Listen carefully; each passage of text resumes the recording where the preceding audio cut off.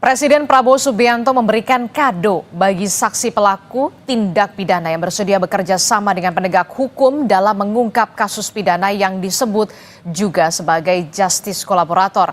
Kado berbentuk penanganan khusus dan penghargaan berupa keringanan hukuman, pembebasan bersyarat, bahkan hingga remisi tambahan.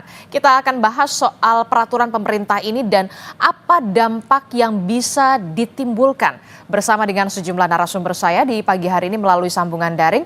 Sudah hadir ada Wakil Ketua LPSK, Ibu Susila Ningtyas. Selamat pagi Bu Susi, Assalamualaikum.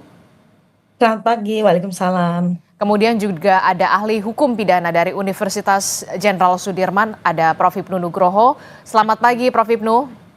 Selamat pagi Mbak, sehat-sehat selalu, amin. Amin, terima kasih. Kemudian juga kami sebenarnya sudah mengundang perwakilan dari Komisi 3 DPR RI, salah satunya dari fraksi PKS, Bung Nasir Jamil, tapi sampai pagi hari ini masih belum bisa dihubungi kembali. Kami masih menunggu konfirmasi dari Bung Nasir Jamil ataupun dari perwakilan dari anggota DPR khususnya di Komisi 3. Saya ke Bu Susi dulu. Bu Susi, dengan adanya peraturan Presiden PP peraturan pemerintah, maksud kami peraturan pemerintah ini soal justice kolaborator yang mengatur salah satunya adalah soal pemisahan penahanan, pemisahan berkas, bahkan yang kemudian menjadi sorotan adalah soal bagaimana remisi, pembebasan bersyarat. Nah, LPSK tentu saja menyambut baik dengan adanya PP ini ya, Bu Susi. Betul Mbak, jadi ini PP ini perjalanannya panjang. LPSK juga terlibat dalam diskusi-diskusinya, penyusunan draftnya gitu ya, bersama dengan Kementerian Hukum dan HAM dan aparat penegak hukum lain dengan kementerian lembaga lainnya ya. Ini panjang, bisa dulu awalnya Perpres, kalau saya bisa bercerita gitu ya. Awalnya kita mau mendorong membuat peraturan presiden gitu ya, tapi terus kemudian diskusi muncul, akhirnya PP ini memakan waktu hampir lebih dari 4 tahun ya, mungkin bahkan 5 tahun gitu ya diskusi ini. Dan kami ini ya, esensi pada PP ini sebenarnya untuk menguatkan dan memberikan kepastian hukum kepada justice kolaborator mengenai pemenuhan hak-haknya. Itu yang pertama. Yang kedua juga ini adalah menjabarkan lebih operasional gitu ya, ketentuan di dalam Undang-Undang Perlindungan Saksi dan Korban, Undang-Undang Nomor 31 Tahun 2014, utamanya di pasal 10A berkaitan dengan saksi pelaku atau justice kolaborator ini. Jadi memang kami menyambut baik dari diskusi ini yang sudah 5 tahun ini dan kemudian menghasilkan PP, dan yang berikutnya juga ini harapannya bisa lebih implementatif gitu ya, lebih operasional dan kemudian memang banyak peraturan lain selain Undang-Undang Perlindungan Saksi dan Korban kayak SMA 4 2011, kemudian sebelumnya juga ada peraturan bersama gitu ya, yang mengatur juga soal perlindungan dan pemberian hak kepada justice kolaborator. Jadi ya ini harapannya bisa lebih operasional dan lebih memberikan kepastian hukum bagi saksi pelaku untuk mendapatkan hak-haknya. Oke, perjuangan teman-teman LPSK dan juga yang lain untuk memperjuangkan sampai 4 tahun sampai sebenarnya peraturan presiden untuk tujuannya, tapi kemudian menjadi peraturan pemerintah. Bu Susi, kalau kita bandingkan Bu Susi, ini kan juga masih banyak yang belum mengetahui aturan sebenarnya justice kolaborator yang dulu sebelum ada PP ini yang baru PP 24 tahun 2025. Apa yang kemudian membedakan atau keistimewaan yang aturan yang dulu seperti apa secara garis besar dengan aturan yang sekarang? Iya, kita sebelumnya sudah pernah ada peraturan bersama, itu 2011 juga, sama terus ada SMA 4 2011 dan Undang-Undang Perlindungan Saksi dan Korban. Nah, peraturan-peraturan ini tidak kemudian memerinci berkaitan dengan bagaimana proses pengajuan, siapa-siapa saja pihak yang akan bekerja berkaitan dengan pemenuhan hak saksi pelaku atau justice kolaborator ini. Jadi itu misalnya proses pengajuan seperti apa itu kan tidak didetailkan di dalam undang-undang maupun SEMA sebelumnya gitu ya. Terus kemudian bagaimana kemudian pemberian hak-hak tersebut secara lebih detail gitu kan tidak disebut di dalam undang-undang, sehingga PP ini hadir untuk memerinci gitu ya, memberikan detail berkaitan dengan bagaimana proses pengajuan, permohonan, kemudian bagaimana kemudian menetapkan atau memberikan rekomendasi dan sebagainya, terus baru kemudian memberikan haknya seperti apa gitu. Selain itu sebenarnya juga ada Permen Kumham nomor 7 tahun 2022 ya, berkaitan dengan nanti di dalamnya itu mengatur mengenai rekomendasi dari LPSK untuk saksi pelaku mendapatkan remisi tambahan.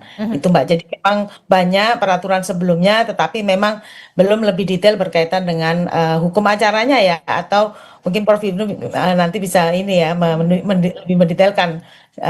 Jadi itu berkaitan dengan proses hukum acaranya seperti itu, Mbak. Oke, jadi dengan adanya PP ini, kemudian soal proses pengajuan sebagai justice kolaborator, pemohonannya, kemudian soal bagaimana hak-hak mereka, ini di PP ini lebih didetailkan ya, Bu Susia. Nah, Anda pernah mengatakan untuk mendapatkan saksi pelaku atau justice kolaborator ini sangat sulit. Apa sebenarnya kesulitannya? Ya, yang pertama kita tidak mudah ya untuk mendapatkan orang untuk mau mengakui bahwa dia berbuat. Itu selalu pelaku pasti tidak mau mengakui. Itu pertama. Yang kedua, untuk bekerja sama juga susah, tidak mudah. Seringkali kasus-kasus yang berkaitan dengan saksi pelaku atau kejahatan atau justice collaborator ini adalah kejahatan yang terorganisir, yang bukan pelakunya bukan satu, biasa lebih dari 2 atau 3 gitu ya. Nah, itu susah. Belum lagi nanti kita mengkonstruksikan siapa sih yang yang bisa kita tetapkan sebagai JC gitu ya. Dari misalnya ada 5 orang pelaku nih, itu tidak mudah untuk menetapkan seseorang, atau kemudian kita misalnya LPSK mau merekomendasikan seseorang sebagai JC dari 5 orang tersebut misalnya, itu tidak mudah. Kita harus cek dan recheck, kemudian menginvestigasi, bahkan berkomunikasi dan berkoordinasi dengan aparat penegak hukum panjang, Mbak.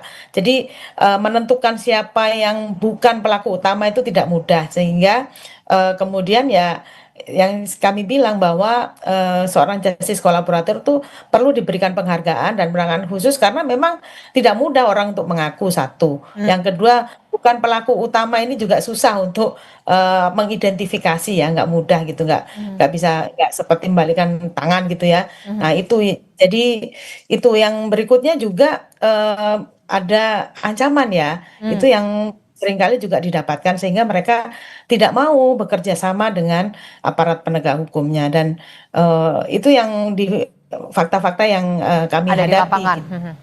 Ya, betul. Oke, saya ke Prof. Ibnu. Prof. Ibnu, dengan adanya peraturan pemerintah nomor 24 tahun 2025 dari sisi hukum, kita mengatakan dari sisi hukum, apa dampaknya nanti untuk kedepannya? Kalau Bu Susi kan sudah mengatakan ini lebih detail soal bagaimana pemisahan berkas, pemisahan penahanan, lebih jelas lah untuk memperjelas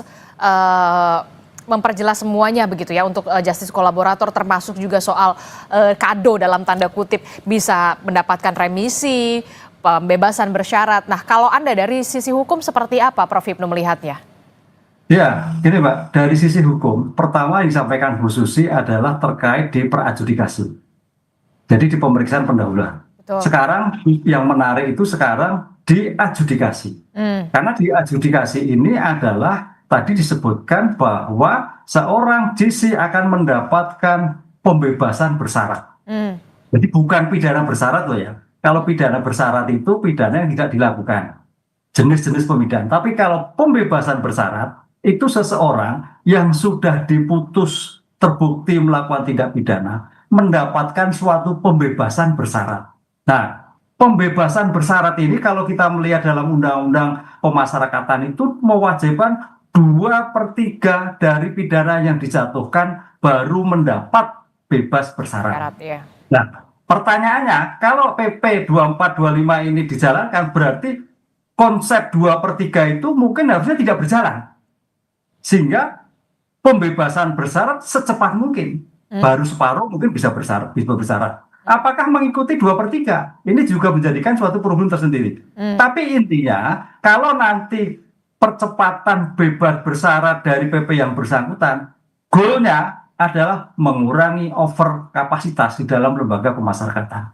Ini saya kira sebagai bentuk luar biasa dalam terobosan kali ini, karena goalnya itu sebetulnya terhadap napi itu adalah bebas bersyarat. kecepatan keluar dari lembaga pemasyarakatan. Apakah yang disampaikan Bu Susi itu pengurangan remisi dan sebagainya itu goalnya adalah cepat bebas bersyarat. Nah, kriteria bebas bersyarat inilah saya kira memang perlu ada suatu penjelasan jelas. Apakah mengacu tetap 2/3 ataukah mengkecualikan dari tentang undang-undang pemasyarakatan yang besar. Nah, kalau mengecualikan saya kira bagus itu karena untuk mempercepat keluar dari suatu lembaga pemasyarakatan. Itu yang pertama. Yang kedua, tadi sampaikan bahwa ini adalah sulit untuk memperlakukan suatu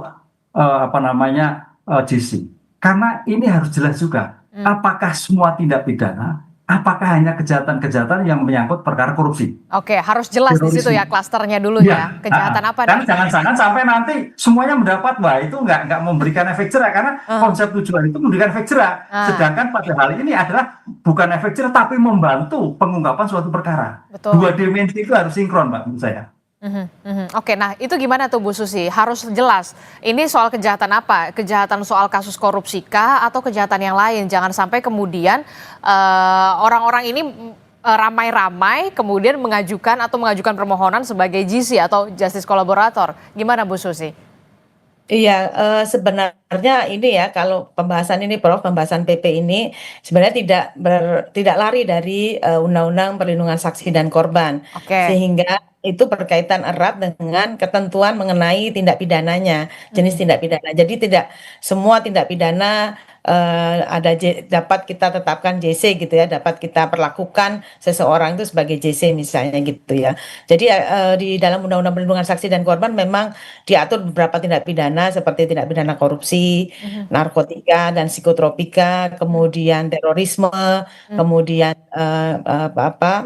pelanggaran HAM yang berat, kemudian ada pencucian uang, terus kemudian ada kekerasan seksual, terus kemudian ada penganiayaan berat, ada juga penyiksaan dan atau tindak pidana lain yang saksi, ahli, korbannya dan termasuk saksi pelakunya terancam nyawanya atau jiwanya.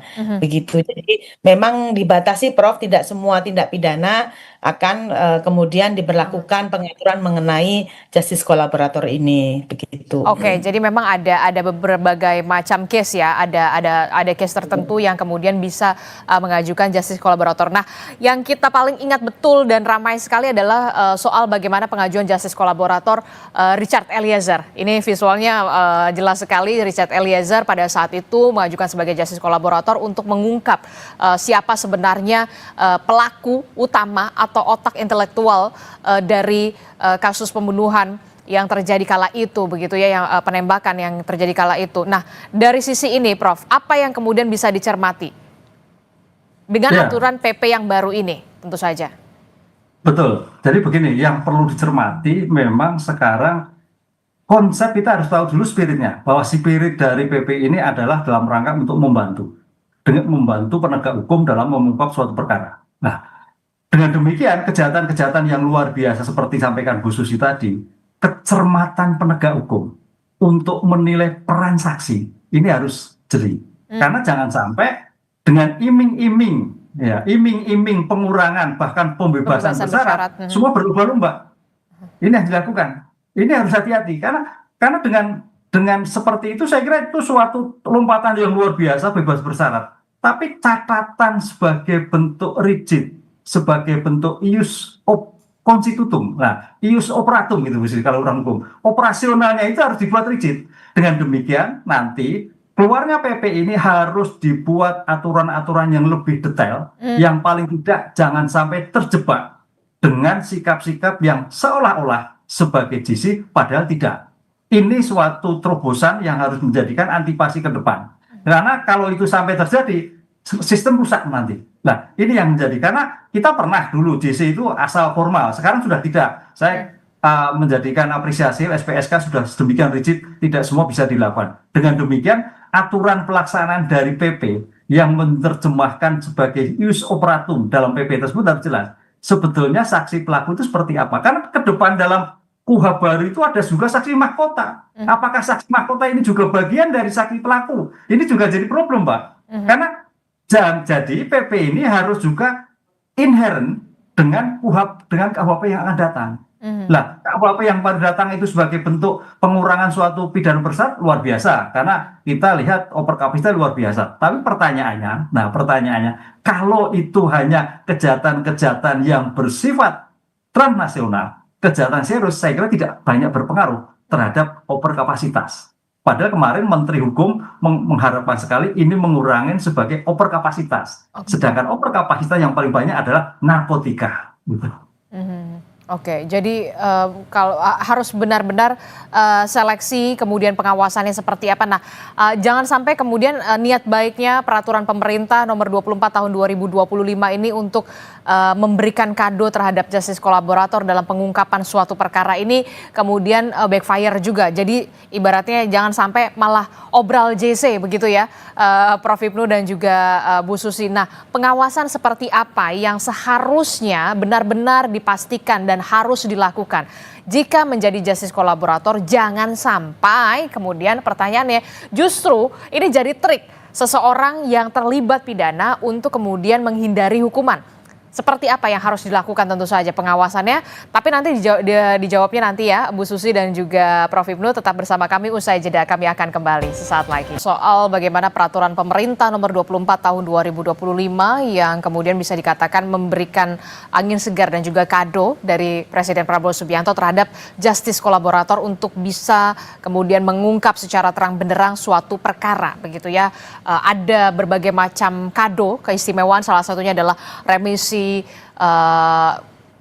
begitu ya, pengurangan hukuman, kemudian juga ada pembebasan bersyarat. Nah, kita masih membahasnya bersama dengan Bu Susi dari LPSK dan juga Prof. Hipnu dari Universitas Jenderal Sudirman. Saya ke Bu Susi dulu. Bu Susi, ini yang kemudian dikhawatirkan adalah dengan adanya PP nomor 24 tahun 2025 ini jangan sampai kemudian jadi obral JC begitu ya. Harus ada seleksi yang selektif begitu ya, pengawasan yang ketat. Nah, pengawasan seperti apa yang harus dilakukan untuk memastikan kalau seseorang menjadi justice kolaborator bukan justru menjadi trik dalam tanda kutip seseorang yang terlibat pidana untuk menghindari kemudian hukumannya jadinya harusnya berat malah jadi ringan. Nah, ini jangan sampai kita terkecoh dari itu.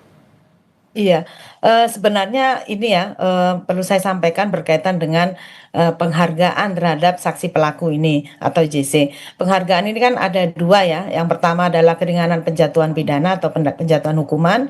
Yang kedua adalah berkaitan dengan hak-haknya sebagai narapidana, berkaitan dengan pembebasan bersyarat, remisi tambahan dan sebagainya.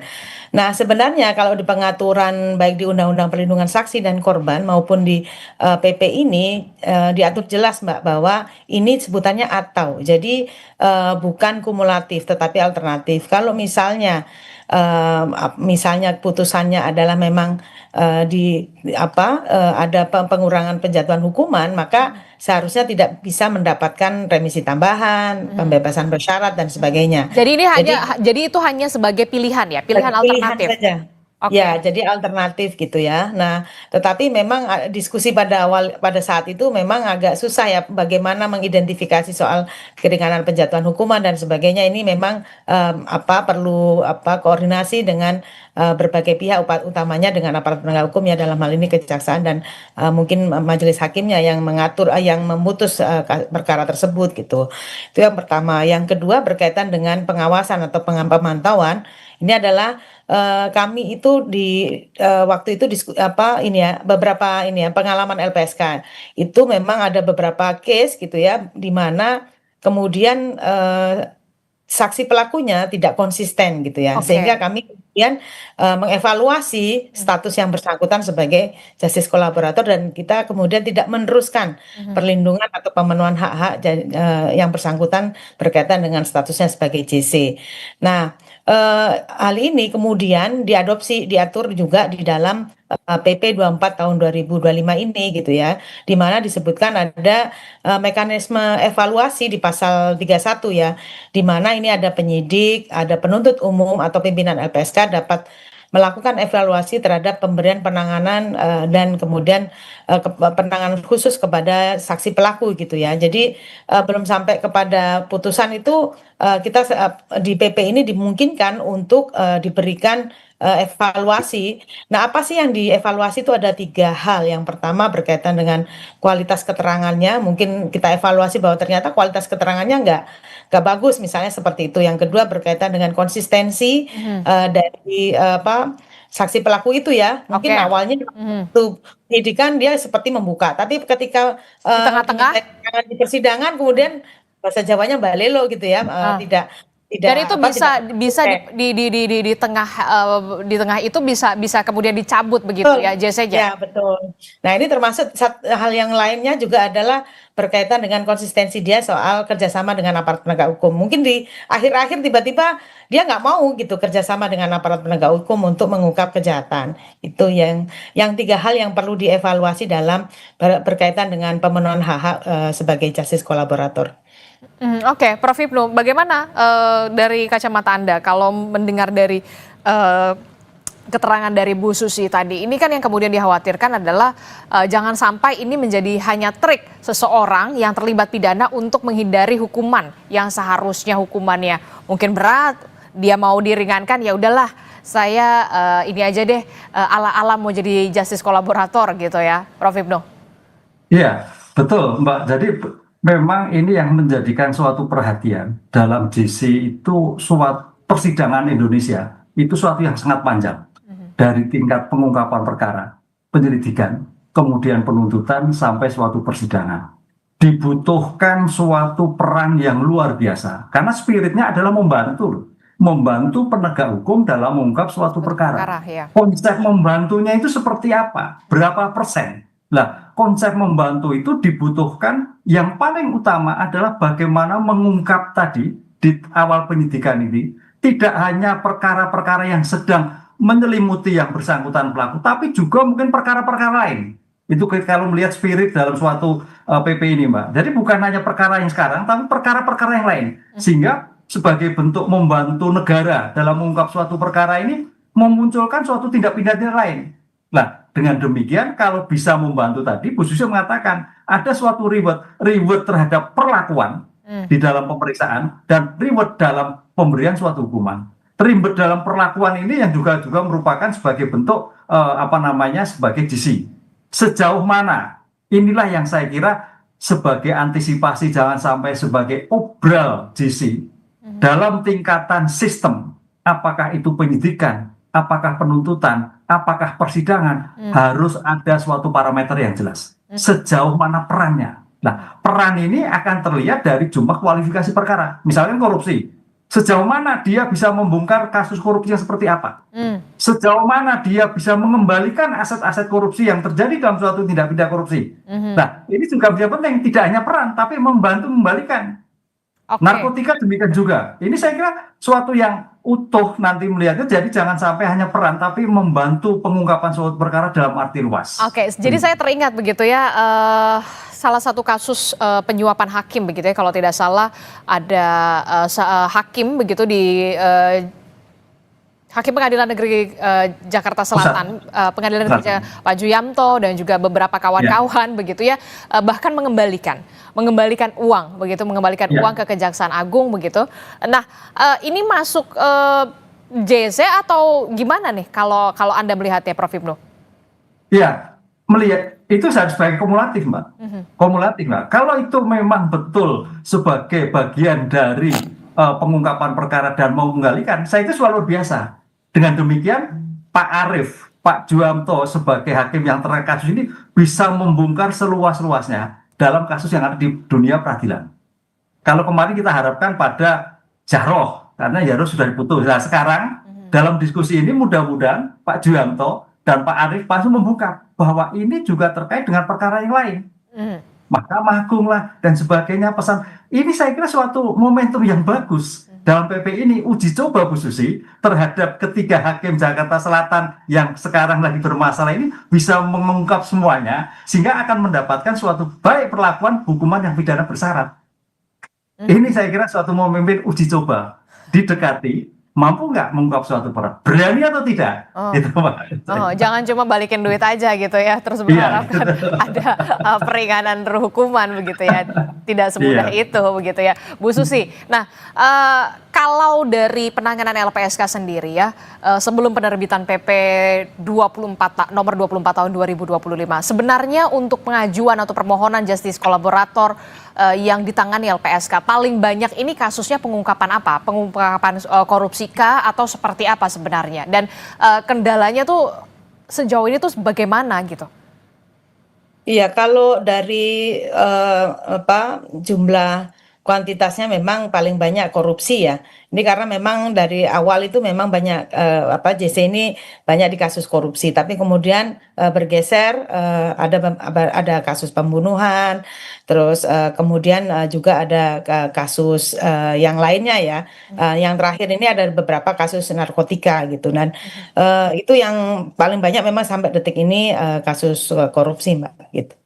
Oke, kalau misalkan tadi Prof. Ibnu mengatakan iya yang kasus soal pengadilan hakim di PN Jaksel yang Pak Julianto dan kawan-kawan yang kemudian mengembalikan uang, ini bisa jadi uji coba atau bagaimana atau seperti apa kalau menurut Anda?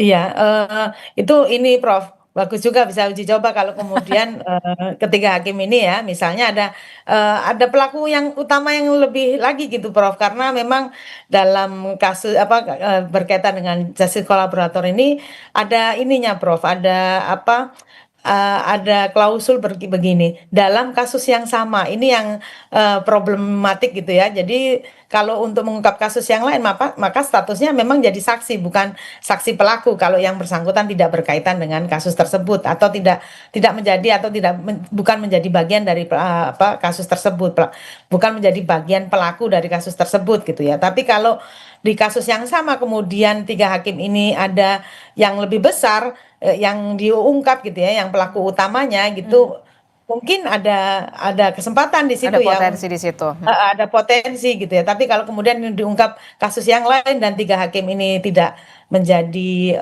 bagian dari pelaku, mungkin posisinya sebagai whistleblower. Tapi menurut saya dalam kasus yang pertama tadi, tiga hakim ini bisa ketika mau mengungkap kasus yang lain itu bisa saja diberikan penghargaan berupa mungkin ya Prof ya untuk alasan meringankan dan sebagainya begitu ya. Itu yang perlu kita dalami lebih lanjut apakah memang di kasus yang sama atau kasus yang berbeda. Ini karena ada batasan itu Prof berkaitan dengan saksi pelaku itu. Oke, dari sepengalaman Anda sepanjang ini menangani di LPSK, Bu Susi, orang-orang yang kemudian mengajukan permohonan termasuk juga sudah menjadi justice kolaborator, semuanya mendapatkan keringanan atau kemudian ada yang tidak mendapatkan keringanan sama sekali?